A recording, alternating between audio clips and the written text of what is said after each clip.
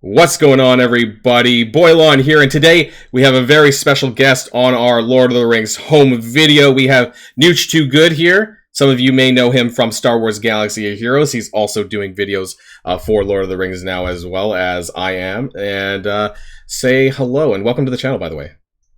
Well, thank you for welcoming me to the channel, and I will say hello there. So today we're going to be doing a little bit of a comparative video.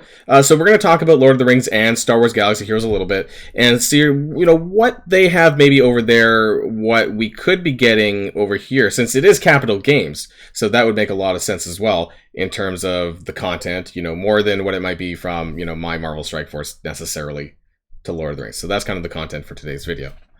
So if you're ready to go, everybody, let's boil this down.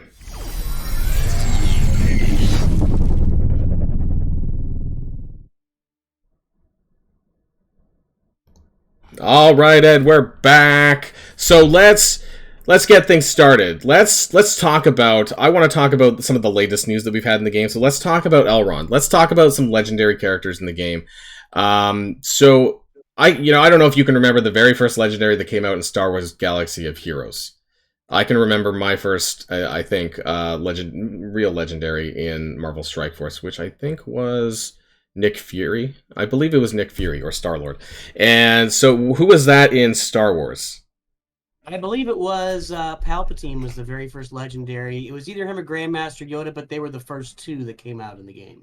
And who did you need, for those of you who are watching this that have played Star Wars, who did you need to unlock them? Do you remember? So, you needed not specific characters, but specific groups of characters. So you needed a group of 5 rebels to unlock Palpatine, and you needed 5 Jedi to unlock Grandmaster Yoda. Now it could be any composition you wanted. I really don't remember back at the time how much of those groups were. There might have only been 5 rebels in the game for all I can remember. But I feel like it was more, and I feel like there were a few more Jedi. There were a bunch of Jedi back then that we don't use now, but it was just 5 rebels for Palpatine, 5 Jedi for Grandmaster Yoda. So do you remember if it was quite strict at the time, or were there some flexibility from what you might remember? Completely flexible. If you had whatever 5 Jedi you had or whatever 5 rebels you had, you could take them in and use them as long as they needed to be geared. And I don't even think they necessarily had gear or level requirements. They had recommendations, whereas the game now, you've got to hit certain benchmarks of gear and levels and have exact characters to do journeys.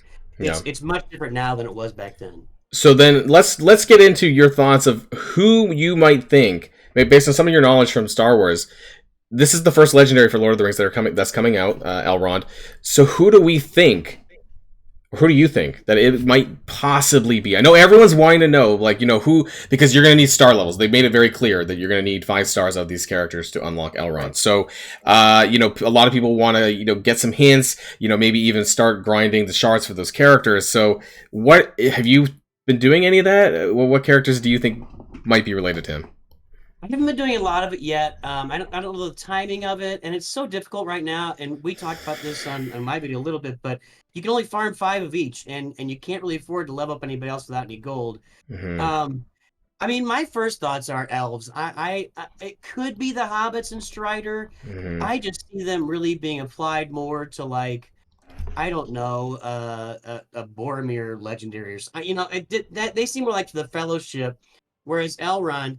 I do think I think there's going to be an Arwen launched, and I think you're going to have to pay for her if you want to unlock Elrond on day 1. I don't think they're going to make it so that you can get Elrond. Well, in fact, I know 100% you will not be able to get Elrond on day 1 without forking out some significant level of cash. I think that makes sense. I mean, I don't know. Do you remember have you done the challenge that has Elrond in it? I believe it might be ability material, and it has Elrond on the enemy side, and it has Strider, Arwen, this Lomian guy over here, and Eladin, sorry, the tank.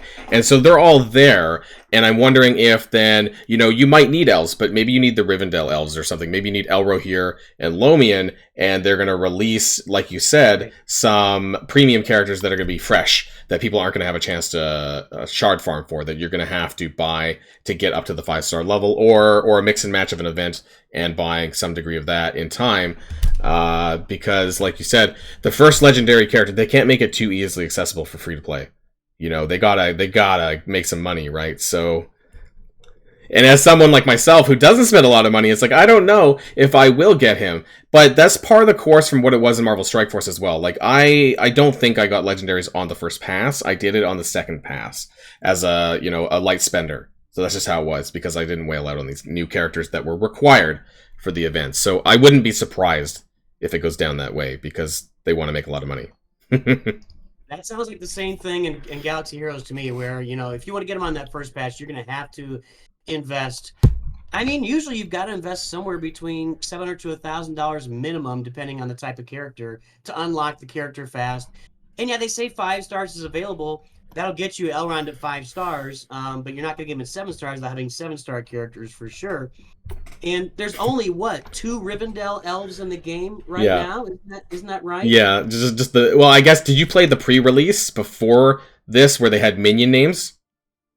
Um, I did play it a little bit, and Elrond was actually a character in that Yeah, he game. was. He was. Yeah, I called him a pseudo legendary back then because I had a feeling that he was going to be a legendary, because he was the only character in the game that can revive right now.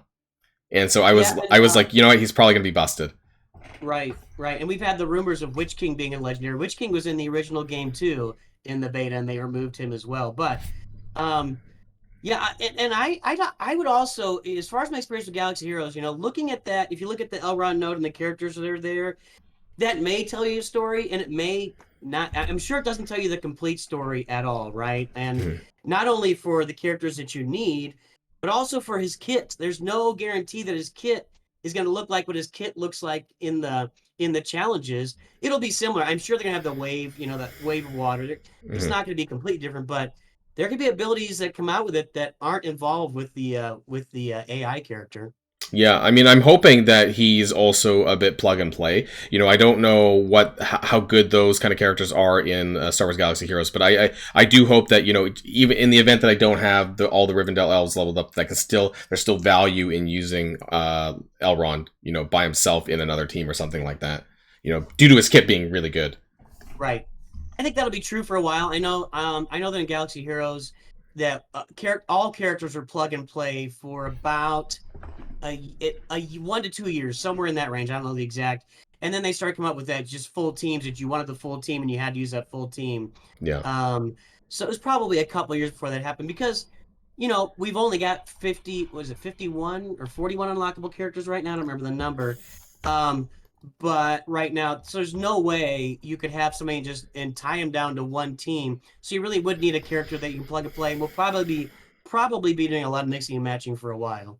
Yeah, so they didn't quite give us a release date on this. Or wait, Oh, no, they didn't, I don't think. But, I mean, do you think this is going to come before Mines of Moria, which is slated for they say Q3, early Q3, so that's like July-ish, maybe.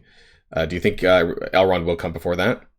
I'm gonna say based on Capital Games history, 100% is gonna come before that. I really think that Elrond should be here in the next couple of months.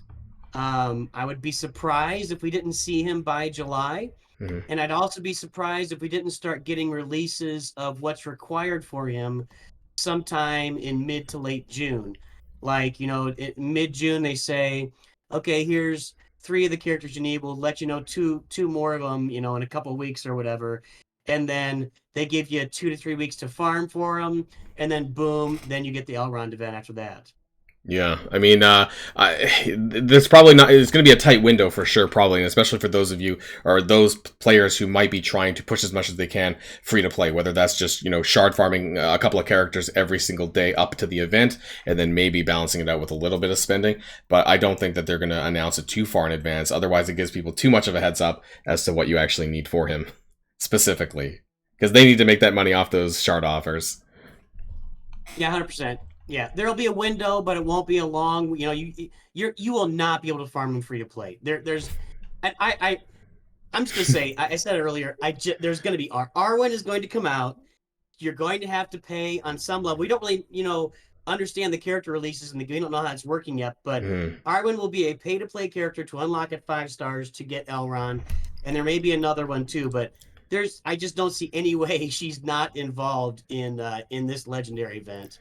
Well, let's kind of go on a little bit from that because we know that at least for Mines of Moria, they made a hint that there's going to be there could be a character that you get as a result of Mines of Moria. Now we can speculate who that might be. I think they pretty much said that there would be one, but to me that sounds like maybe you get a little bit of shards from your guild rewards, maybe once a week or whatever it ends up being, something like that, and it's like a slow drip of a character. But for new characters, like how many would we expect to get on a monthly basis? And that's what I'm wondering from Star Wars Galaxy Heroes. I know that is it one character every 2 weeks? There's like a new character every 2 weeks kind of thing, or Um, I don't know if it's that exact. They don't release a new character every 2 weeks. There've been a lot of they've gone through cycles. There's been cycles in the game where they went like months without releasing new characters, and there's been cycles where they release, 4 or 5 a month. So it really mm, depends on what's going on in the game. I mean, I'm hoping that we start to hear of new characters by the end of this month for sure. mm-hmm.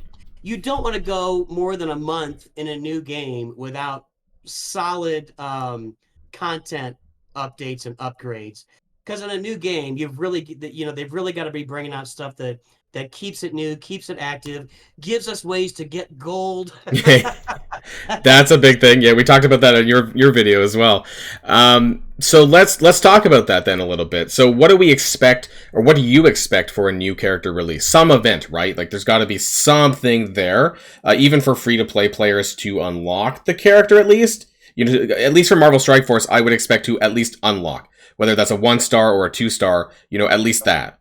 And so, in what form does that take? When I played the beta, pre-release, whatever you want to call it, like months ago, they had milestone events, and so that was a way that it was, for example, like level up a character, get some milestone points, and there was like a Rohan event where you would get certain shards for Eothane and Eomer because that's, I think, how you got it in the beta. Luckily, it's not that bad now, but what kind of events will we see for characters in Lord of the Rings, and what do you speculate for that?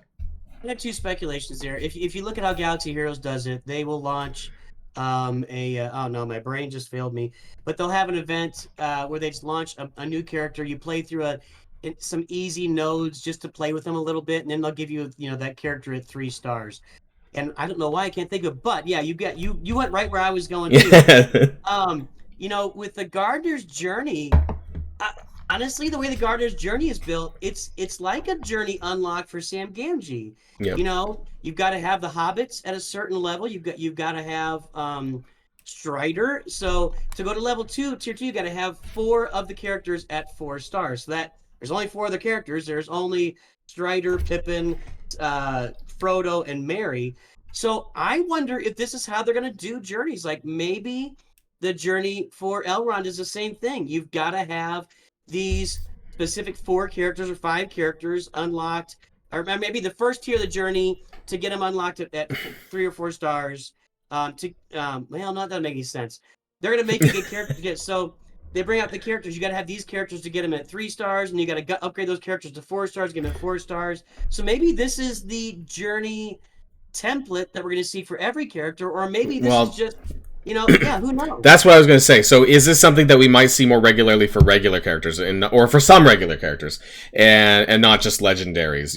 I guess you could call this when this first came out, I called it a pseudo legendary event because Sam didn't seem like a overpowered beast by any means, but the way that the unlock event happened, it looked like that. And I guess I'm just wondering what we can. And we don't know a lot of this, right? Like we don't know really what we can expect for new character releases. But in Marvel Strike Force, there's almost a new character every 7 to 10 days, which is a lot, I admit. It is really bad. But so what are we going to be getting here? 2 a month, 3 a month, and it can't be like a journey. I don't know, insert character's name journey for every single character. So what other ways or what other events do they have plans? I don't know why I'm saying this out loud because we don't really know this, but that's what I want to know because I want to know what's the expectations for us, the players, for some of these the new content, new characters, which hopefully, again, we don't have to wait too much longer to kind of find out because that's going to be really important. I have a lot of people who are saying, well, okay, I don't spend a lot of time on this every day because I'm just I do my 5 arena battles. I do my energy grinding, and that's about it for now. And so I hope that we don't have to wait too long to find out because some people may get bored and not continue if we don't hear about this a little bit more. Yeah, I think we'll hear something. And marquee is a word. So Galaxy Heroes is marquee releases where they basically give you the character at 3 stars, and you play some notes for them. And then if you want to get them up to 4, 5, 6, 7 stars, then you're going out and spending some money for crystals and like that. So if they do it that way, they'll just give you a character like Arwen, where you play through at 3 stars, and they'll say, "Here's some packs you can buy." Where you take a shot. There's always the game. You take a shot. Here's an Arwen pack. You might get 7 shards of her. You might get 800 shards of her. Somewhere in between, but it costs 1,000 gems every time you do it. Something like that. And then after that, they'll put her in a shop where you can actually just buy her shards for a certain number of gems or crystals. So I think you're right. The Sam journey, I think, is an example of what all the journeys in the future might look like for Elrond, or if we get a Witch King down the road, or a Sauron, or whatever. But you're going to have to release characters that are for the character in a different way, that they want to get you to play with the character first, which makes you want to get the character. You can't just drop it all at once and everybody's like, scrambling. So yeah, I guess we'll see what it is. If it's like the marquee for Galaxy Heroes, or every 7 to 10 days for a new character, that is a lot. It is. Trust me, it is. Yeah, it's rough. We have a rough time sometimes on that, and we're asking them to maybe not do it so frequently, but deaf ears. And so this makes me wonder, though, and this is why I came to the supply store. We currently have a couple of characters who are not farmable right now. Namely, Eldred, aka I call him Rohan Healer. He is, not super important, but he's not available in the game outside of gems. And so I wonder, A, is he going to be farmable? Or B, is this actually a release method or some method of unlock that they're going to keep? So if they pattern after Galaxy Heroes, they would release the character everybody 3 stars, you get them, and then they would have the gem packs that you can buy and do some gambling. And then so like at 2 to 6 week intervals, whatever. Then a couple weeks later, they release them in this shop. Then you can actually buy the shards with gems right there, and you end up getting an actual better return for buying shards with gems. But you got to wait a little bit longer for it. So that's kind of the trade off there, that you can get. So if Eldred was required for the next journey, like if we're going to go get King of Rohan or something, right?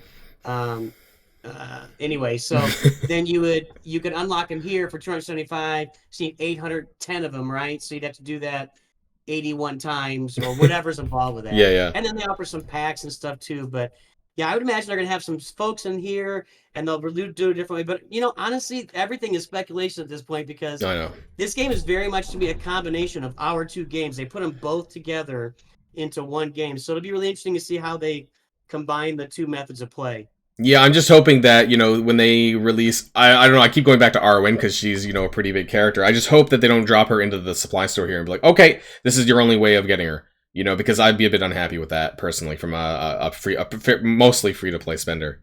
Free-to-play player, not spender. I don't know why I said that. So that's my hope, is that there is at least an unlock path for free-to-play players, because this is a hero collector game. And most people play this for unlocking the characters and, getting more of them. It can be more difficult, and obviously in the example of Elrond, but at least everyone else, I hope that there is a path forward for free-to-play players as well, because I want to be a champion for them too. Yeah, I don't think they'll be just in there for gems. Initially, it'd be just gems over some period of time, and then at some interval of time, they release her just to be farmed. The question is, how quick can you farm her? Is she in a campaign node, or excuse me, a guild node where you can farm her pretty quickly in guild campaigns, or is she in a regular energy node where that is a brutal, a 5-star character in regular energy without investing anything else could be a long journey in front of you, my friend. Yeah, let's touch on this really quick. We'll end on this note. So the guild campaign. I heard that there's something similar in Star Wars called the Cantina. Is it pretty similar? Is that accurate, or? That's accurate. And so we have characters that you can farm, at least in chapter 1 for the most part, that are unlimited farms, which is great. You know, you can get, especially Ironheart, because he's amazing. So you you can farm him, you know, an unlimited amount of time. And I've recommended this in my other video to get him unlocked at 4-star, so you can just spam this as much as you want, as long as you have the energy, or you refresh, or whatever. And there's some other characters, Pippin and Uglock and Edric. Now, there isn't much on the other ones, though. So there's Goblin on this guy on I forget his name, Grimpa on and that's it. So are we expecting there's going to be more? Because even on 3 and I'm on 4, there's nothing. So is this? I don't know. Maybe Eldred's going to go in here somewhere. But I mean, no, they're gonna fill that in, man. That they're gonna add characters to that constantly, and it'll eventually be filled up. Now I don't think it'll be a release method though, because like I said, it's unlimited farm.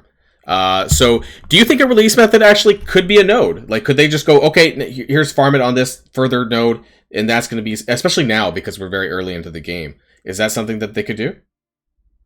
They could. It would surprise me because they've never come anywhere close to doing that in Galaxy Heroes. It's all those marquee events. Okay. So they could release it on a nodes release, but you know, in the game that I play, it's always you don't get to farm them for, I think it's 6 weeks until 6 weeks after the character's released. Then they get put in all the shops. Wow, that's very generous. In Marvel Strike Force, sometimes you can go as far as 6 to 8 months before a new character becomes farmable. And we've been on my channel. I cover this like at least once a month. The farmability crisis is terrible. So to hear that from you about 6 weeks, that sounds amazing. And I hope that's more like that here. Wow. Yeah.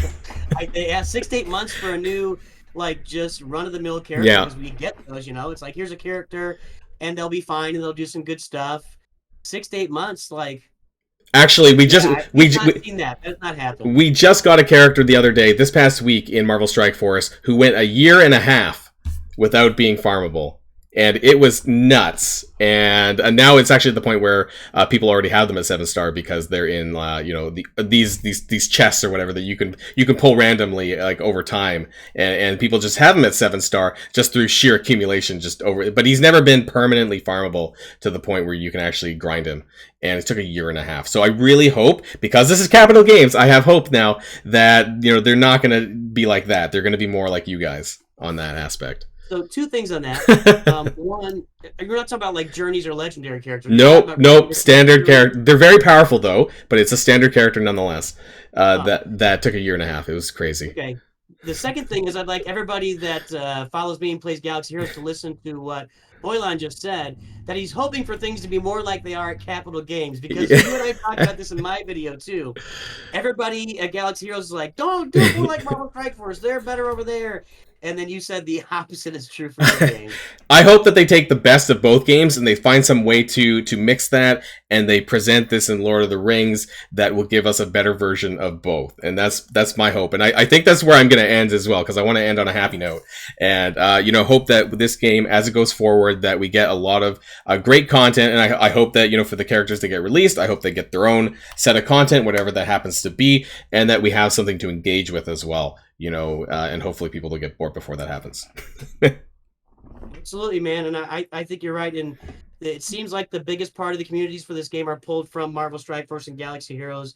And in the middle, we got people that are Lord of the Rings fans that haven't played a game like this before. And you put all 3 of us together, we all share a lot of commonality with the, you know, we're all fantasy type people. We read comic books, we watch Star Wars, we watch and read Lord of the Rings. So it all kind of goes together, and it's a lot of fun playing with this community. Yeah, that's a great way to end things. So thanks, Nooch, for coming onto the channel today. I'll be leaving his links to his channel in the descriptions down below, so do follow along and hit that subscribe button for both of us, because I know I need a little bit of some extra help as well, since this is my second side channel here, but those links will be down below. So once again, thanks for coming up on the show, and hopefully we'll have you back soon. Sounds good, Boilon. I look forward to talking to you. All right, everybody, and until next time, stay safe and healthy, and I'll see you all later. Boilon signing out.